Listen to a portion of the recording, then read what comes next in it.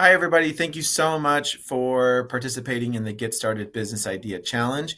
If you've made it this far, great. We're excited to hear you present, but we're very specific on the format that we use. So please use this template. Don't change it, but I will show you how to edit and modify it for the purposes of this program. First, you'll see these little purple boxes. In them are a bunch of little tips to help you fill it out, as well as this video. When you're done, you're going to delete all of those, and you'll see there's many of them through the presentation. I'm not going to leave them for this demo purposes, so make sure you delete them. The second slides you're going to delete are this title slide here, right? This is a template. And then the second one is going to be this introductory slide. Keep in mind as you fill this out, this is not a recommended pitch deck template as if you're going to go raise funds from an investor. Many of them will be the same, but there's going to be way more that are going to be required from investors. And there's great resources out there on what to look for there. So remember, delete the purple boxes, delete the slides that we don't need, and you're going to end up on the title slide. We just want you to keep this really, really simple. And this is just going to be the idea that you're presenting. The second slide is going to be your background. Okay, so this is your background as it relates to this business. So let's say I was going to launch a dog toy.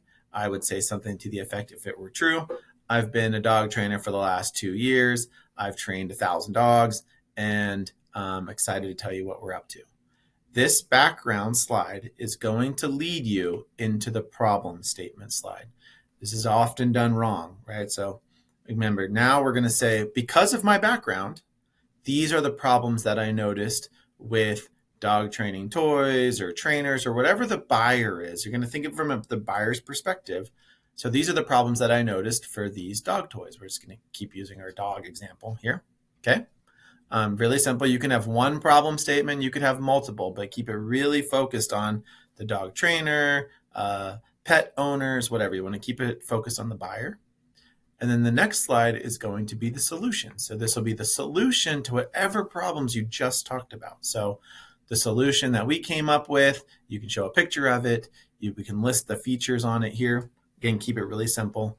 But that's how you're going to say, here's how we're solving those problems we just talked about. Right, so keep it simple. The next thing here, and as we talked about before, about your ideal customer, I'd love for you guys to split this in half and say, here's who we think our current buyer might be. So let's say dog trainers that work with more than 100 dogs. And then here's our early traction. We've built a prototype, or we've drawn some things and we got some feedback from these people. So you want to use this slide to kind of tell us what you've done already, and how you've proven out that these ideal customers are willing to buy your product. The next one we want you to do is what's called a competitive analysis. So do a little bit of research, find out what other products are similar.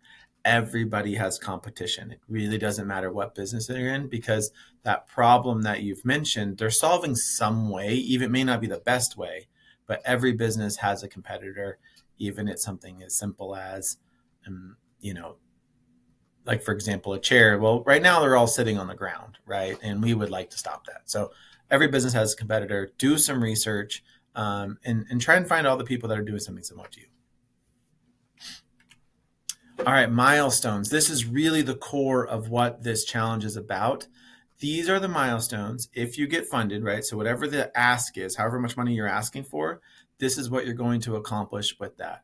We'd love to see receipts here saying, hey, it's going to cost me, like an itemized receipt, it's going to cost me $100 to do this, $16.12 to do this, blah, blah, blah, blah. Whatever it's going to be, show us what that's going to look like. And then the final slide is going to be a funding request. Again, so get very specific. I need $300.18. Repeat the idea name. Give us a really brief description about the product itself. Go back to those traction elements we talked about. You're going to wrap them up here, and then you're going to reiterate with this funding how much or what you're going to accomplish with that. And then you're going to add all your contact info here. This will be your last slide. And so in the presentation, right, when we make it to that stage, you'll just leave it on this slide. So it's good practice when you go out to actually raising real money. If you have any questions, please email the team. I'm happy to help in any way that we can. And thank you.